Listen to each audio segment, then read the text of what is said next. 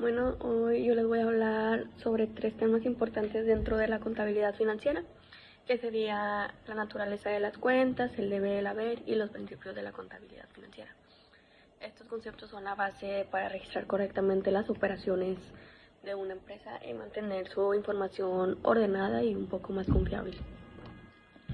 Bueno, la naturaleza de las cuentas. La naturaleza de las cuentas se refiere a la clasificación que tienen las cuentas contables según el efecto que tienen sobre el patrimonio de la empresa. Cada cuenta puede ser deudora o acreedora, dependiendo si aumenta o disminuye el patrimonio.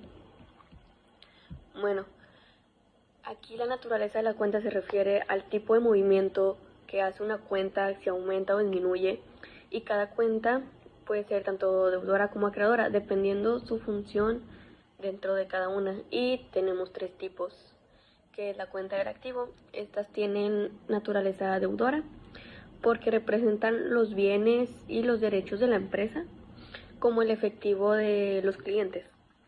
Las cuentas del pasivo y capital tienen naturaleza acreedora, ya que representan tanto deudas y aportes de los propietarios. Ya por último tenemos la cuenta de resultados, que son los ingresos que tienen naturaleza acreedora y gastos de naturaleza deudora. En pocas palabras, la naturaleza nos dice de qué lado aumentan o disminuye por cuentas. Un ejemplo es de que si el negocio compra mercancía, el inventario pues sería un activo, ya que aumenta en el debe. Pero si se paga a un proveedor, el dinero activo va a disminuir en el haber. Bueno, continúo. Hoy le voy a hablar del debe y el haber. El debe y el haber son los términos que se utilizan para registrar las transacciones en el sistema contable de partida doble, donde cada movimiento afecta al menos 2 cuentas. Aquí el debe y el haber son las partes principales de una cuenta contable, donde se registran obviamente los movimientos financieros. En contabilidad, todo lo que entra o aumenta se registra en el debe, como les dije anteriormente, y todo lo que sale o disminuye se registra en el haber. Hay 2 reglas, que en el debe aumentan los activos y los gastos, pero disminuyen los pasivos, el capital y los ingresos. En el haber aumentan los pasivos, el capital y los ingresos, y disminuyen los activos y los ingresos. En otras palabras, el debe y el haber siempre deben estar en equilibrio. Cada movimiento tiene 2 efectos, lo que da origen y otro lo que recompensa. Ahora les voy a hablar de los principios de contabilidad financiera. Estas son las reglas que se guían cómo debe registrarse y presentarse las operaciones de una empresa. Su objetivo es que la información sea clara, confiable y comparable. Los principales principios de la entidad económica es lo que la empresa es independiente del dueño, negocios en marcha, se asume que la empresa seguirá operando, y el periodo contable son las operaciones que se dividen por periodos, como por meses o por años. La evaluación, todo se registra en términos de dinero. La devengación contable son las operaciones que se registran cuando ocurren, no cuando se pagan. La dualidad económica, toda transacción afecta a 2 partes, el debe y el haber, que son los conceptos que les expliqué anteriormente. Consistencia, los métodos contables deben mantenerse en tiempo y forma. Revelación suficiente, la información debe ser clara y completa. Y por último tenemos la importancia relativa, solo se registran los datos que realmente afectan a la empresa. Estos principios son la base de toda contabilidad, ya que aseguran que los registros sean confiables, que los estados financieros representen la realidad que tiene esa empresa. Y pues ya para terminar, pues en conclusión mía, la naturaleza de las cuentas nos dice de qué lado aumenta o disminuyen los saldos. El debe y el haber son las formas en que se registran las operaciones. Y ya, pues por último, los principios de la contabilidad son las reglas que se garantizan que todo se haga correctamente, que todo tiene que ir acorde a la empresa. Y pues la verdad, gracias a estos elementos las empresas pueden llevar así una contabilidad operativa muy útil para tomar decisiones y, como les digo, para seguir operando de buena manera.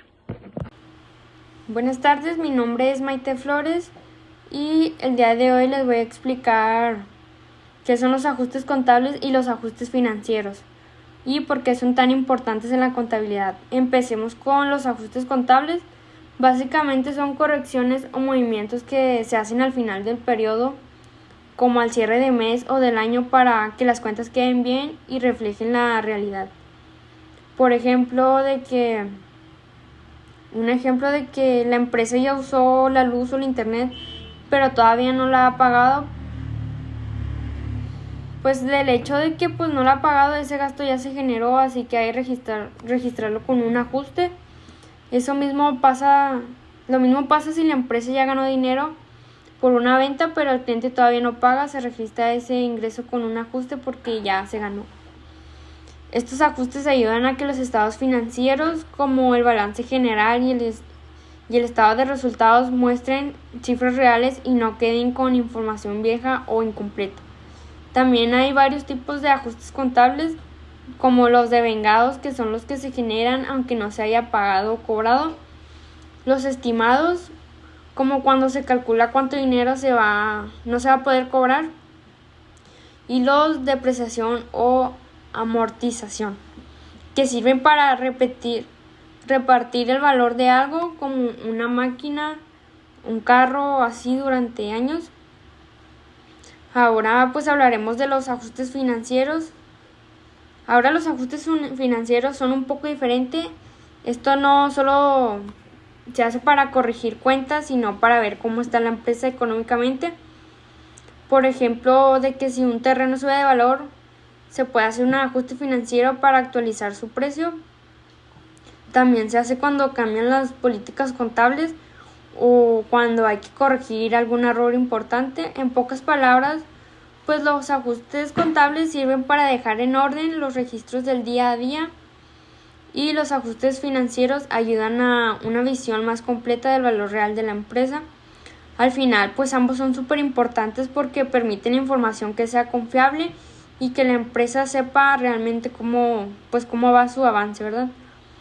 Y bueno, pues esto fue todo. Ahora pues ya puedo explicar mejor de lo que se trataba. Muchas gracias.